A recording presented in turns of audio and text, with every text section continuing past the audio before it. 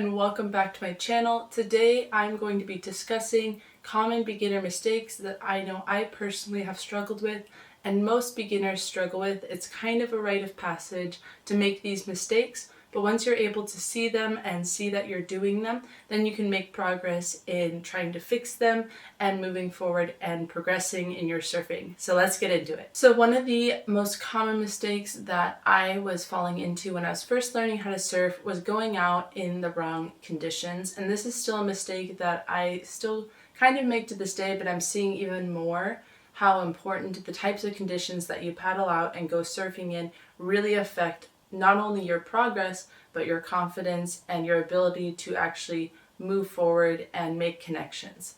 Ideal conditions for surfing would be going out in waves that are 1 to 2 feet, maybe with 3-foot sets, but ideally they should be small and have just enough power to be able to push you forward, but not enough power that you're going to feel overwhelmed by it. And as I've mentioned in previous videos about reading surf reports, these seconds between waves can really affect how strong and powerful that wave is. So if you don't have something like Surfline Premium, where they tell you how powerful the wave is, you can get a decent idea of how strong these waves are going to be and how powerful they'll be depending on the seconds between each wave. So if there is more seconds between each wave, those waves are going to be more powerful versus waves with less seconds. And if you want to learn more about this, you can check out up above the video I have on reading a surf report and figuring out yourself what the conditions will be like based off the basic information that Surfline or other surf reports give you. Another very common mistake that beginner surfers make, which really hurts your surfing, is choosing the wrong board to start out with. A lot of people see short boards and think of that as the most typical surfboard, and so they assume that that is a good place to start, which could not be further from the truth, because when you're a beginner surfer, you don't have as much strength and ability to get into waves, and the smaller the board, the more strength and timing for catching the waves you have to know in order to be able to catch the wave. So if you have a shorter board, you're not going to be catching much waves, which equals less time learning and being able to make these connections. So the best board would be something like a Wave Storm, or I have a Jerry Lopez that I've learned how to surf and continued to learn how to surf on.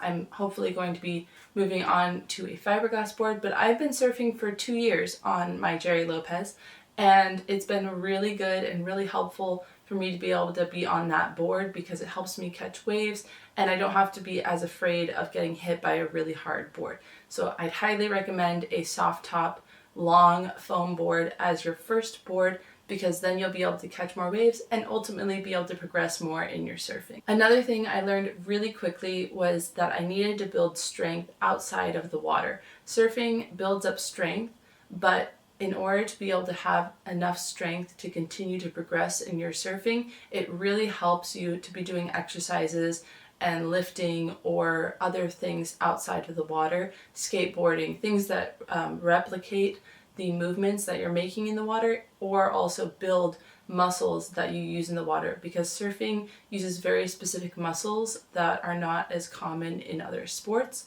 And so it's really good to condition your body to have that strength and also practice breath holds in a pool or even in the bathtub. All of this will really help and translate over very quickly to your surfing and really help you be able to progress and push yourself to be able to catch more waves and be out in the water longer, which will help you progress in your surf. Another really common beginner mistake, which is not good, is not knowing surf etiquette. It is very important before you even take your first step out in the water with the surfboard that you understand basic surf etiquette. It's like playing a game like soccer and not knowing any of the rules. You're going to make mistakes, you're going to foul, you're going to touch the ball with your hands because you don't understand that there's basic rules in place that allow for safety and for playing the game correctly. The same thing applies in surfing. A lot of these things are in place to keep everyone safe and help everyone have a good time out in the water. And if you'd like to check out more on information for surf etiquette, I also have a video I'll link above for you to be able to check that out and learn some of that basic etiquette so that you and everyone else in the water has a great time and ultimately your experience with surfing is a positive one and not a negative one. Another big common mistake that I wanted to touch on that I see a lot of beginner surfers doing out here in California that really gives me anxiety when I see it is when people are first learning how to surf and you're catching whitewash and you're paddled out to the whitewash, you turn around and you start paddling for a wave, but the wave is coming where it's going to break right on top of you and your board instead of catching it just after it's broken and the whitewash hits you. That is where you should be, not right where the waves are breaking, because what it'll do is it'll pick up the back of your board and lead you to nosedive. So make sure that when you're positioning yourself as a beginner surfer catching whitewash, that you are positioning yourself close to where the waves are breaking, where they've just broken, and you're catching that powerful whitewash because it's just broken. So you'll have enough momentum to catch the wave, to pop up, and to be able to really try to ride that foam. But please, please, please make sure that you are not right where the waves are crashing, because you ultimately might get hurt and you won't catch as many waves, and it also really throws off your balance to have that wave crashing right on the tail of your board.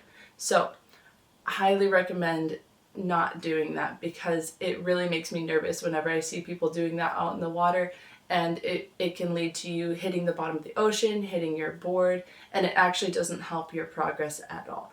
So some of these next tips are a little more just nuances that really will help progress your surfing once you start getting into trying to actually catch waves and you've progressed past just catching the foam. But it really helps to know these things and to be able to keep them in mind when you're progressing with your surfing and trying to advance in different techniques and trying to catch waves. So the first one is either being too far out or too far on the inside. And both of these are not good, because if you're too far out, you're not going to catch any waves. Every wave that you try to paddle for will just go right underneath your board, because you don't have the momentum of being positioned just in the right spot for it to pick up your board and for you to be able to catch it and then stand up and ride the wave. If you're too far on the inside, then you run the risk of what I was talking about earlier, which is purling, in that you are not in the right position for catching the wave, more like on the shoulder, which is where ideally you should be catching the waves as you're first learning how to surf, and it'll probably just crash right on top of you, and you won't be able to have as much power from the waves if you're too far in, because they've already broken or they've already lost a lot of their energy by the time they get to you. So you want to be in that sweet spot between being too far out past the waves and being too far in where there's not much power or momentum to push you forward. The next one is the timing of your pop-up. Your pop-up can either give you momentum and push you forward in the wave, or it can drag and it can make you actually lose the wave, and the wave will continue on without you. So if you pop up too early, this is when you haven't completely caught the momentum of the wave and you pop up too quickly. You're not 100% sure you're actually in the wave, and the wave will just go on without you and you're left behind. If you pop up too late, then you won't be able to ride the wave as well, because you're not getting that momentum of pushing the board underneath you and getting your feet up, and that forward momentum actually shoots you out more onto the wave. So it's really important to figure out the timing of catching the wave and then also popping up, because this really helps or hurts how you are able to ride those waves. Another thing with this is learning how to paddle towards the beach so that you have enough momentum in catching the wave. But once you've caught the wave and it's caught up to you, you want to angle your board slightly in whatever direction the wave is going, whether it's left or right. And with time, you learn this for how you can judge which ride will be a better direction to go. But you want to slightly angle yourself as you're riding down the face of the wave on your stomach, and then pop up. And that helps steer you towards the direction that you're trying to go, versus just going straight towards the beach, where you're just going to get caught up in the whitewash and not actually be able to ride the face of the wave. Another really common mistake for beginners is having poor form, whether that is once you're riding the wave, your pop-up, or paddling out. It's really important when you're paddling out that you are balanced on your board so that it is level with the water. If you're too far back, then you'll be creating drag, and if you're too far forward, you might end up actually also creating drag, but also kind of you can feel it when you're too far forward. It's more common to be too far back and then you're kind of going along the water like this. which doesn't help you be able to paddle out as fast and as efficiently as possible. Another thing with the popping up is if the wave is really steep, then you want to be further back on your board so that it engages into the wave and you're able to stay on the wave. If you're too far forward, then you'll nosedive and pearl, as I was talking about earlier, which is not fun. If you're too far back, then you actually end up stalling yourself and the wave again will just go right past you and you're not able to actually engage the board into the wave and catch that momentum. Once you're riding the wave, it's really important that you have your feet positioned in the correct spot so that you can ride the wave. If you're too far back, as I mentioned before, again, you'll create drag and you won't be able to actually catch the wave and ride it. And if you're too far forward, you'll probably end up just flying over your board, which I've done before. And as you're trying to figure that out, you're going to do a little bit of both with that. But once you figure out how to find the balance in the middle of your board, that is when you can really catch the wave and ride the wave. And then you can either shift forward, or back in order to keep yourself on the wave, whether it's steeper or not as steep. If it's not as steep, you want to be more further forward on the board, and if it's steeper, you want to be further back so that tail really engages in the wave and it prevents the wave from pushing you off your board. Another thing about riding the wave is you want to have your chest and your shoulders facing forwards and your knees bent. You don't want to be facing sideways in the classic, as it's called, hoop stance, where you're in a squat position facing sideways versus facing forward where the board is going. And this ties into the next common mistake, which is not looking where you're going. If you're looking down at your feet or you're looking towards the face of the wave, you want to be looking in the direction that the wave is going and where you're wanting to end up next. And that will naturally help your body follow, versus if you're looking down at your feet or out at the beach, you're not going to be actually seeing what's up ahead and how you need to plan accordingly to ride that board and ride that wave. Also, being in that position of a sideways squat versus facing forward and your knees bent, it also throws off your balance and it makes it much harder to learn how to turn and maneuver the board as you progress in your surfing. So it's really important early on to practice, even at home on the ground, how to position your body so that you can ride the wave as best as possible. Another common mistake for beginners is to not have the proper gear, and not having the proper gear can really affect your experience with surfing, whether it is not having a warm enough wetsuit or not putting on some protection and wearing a hat if you need it. We want to be as prepared as possible to meet the waves and the water and have as much fun as possible, and so making sure that you have the correct gear for what you need is really helpful in making that overall experience a positive one so that you want to keep coming back to surf. And if you're interested, I do have a guide to wetsuits and what different brands tend to be better for different body types, and I'll link that above as well for you to be able to check out. One trap I fell into once I started catching green waves was waiting for the perfect wave.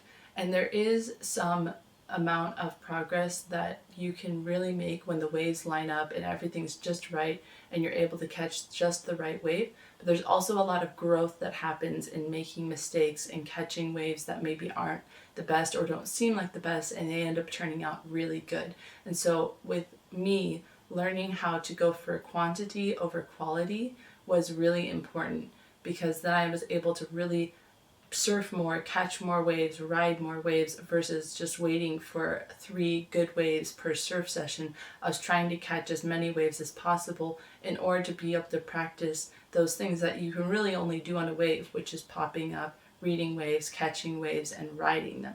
So trying to get as many waves as possible is really important in the beginning, over waiting for just the perfect wave and not really catching many waves to be able to practice these skills. I think the last one is more of a head problem than a body problem with surfing.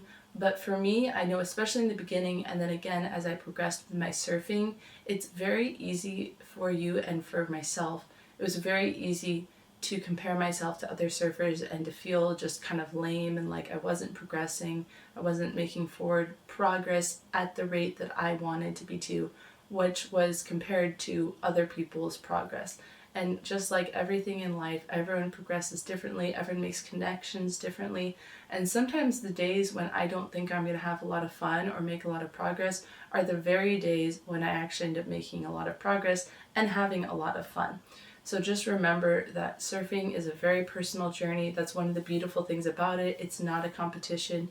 It's an opportunity for you to grow and to experience this beautiful sport, but also to have patience and kindness towards yourself and to understand that this is your journey and you're not on other people's journey. You don't have to be at the same level that they are yet. You will get there with time and patience and practice, but just remember, don't compare yourself to other surfers because you don't know how long it's taken them to get to that point. And as I had said before on this channel, everyone was a beginner. Everyone did silly things while they were surfing. So it really helped me to remember that everyone had to be at the point I was at some point before they were able to get to the professional or expert level that they were at. I hope this video was helpful for you. I know these are definitely tips that would have really helped me to hear when I was first learning how to surf, and I hope that your progress is able to improve because of learning these tips and being able to put them into practice in the water and also on land. Thank you so much for watching. Comment down below what is one thing that you really struggled with in your surfing journey and how you overcame it. Thank you so much for watching, and I'll see you in the next video.